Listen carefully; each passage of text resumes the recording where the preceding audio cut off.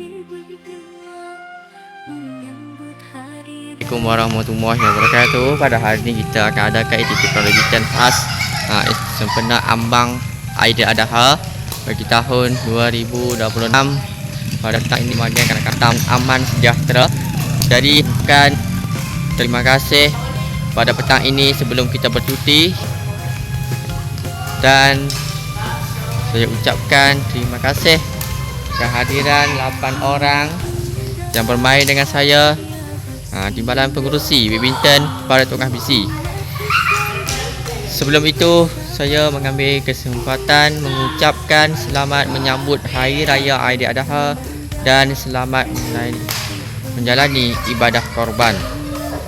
Okey, jadi pada hari ini aktiviti badminton khas Hari Raya Aidiladha 2026. Saya ucapkan terima kasih kepada yang hadir pada hari ini. Kita akan buat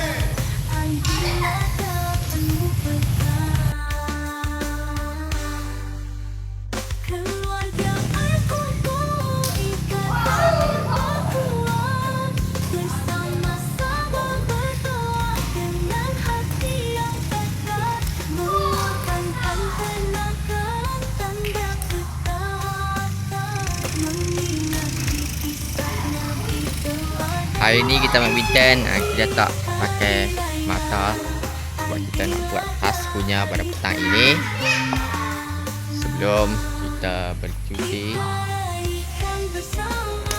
nyambut Aidiladha dan sama kita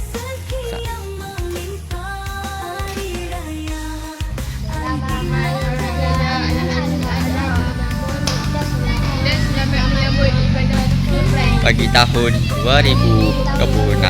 Terima kasih. Warahmatullahi wabarakatuh. Kami dari geng Taman Aman Sejahtera ingin mengucapkan selamat Hari Raya Aidiladha.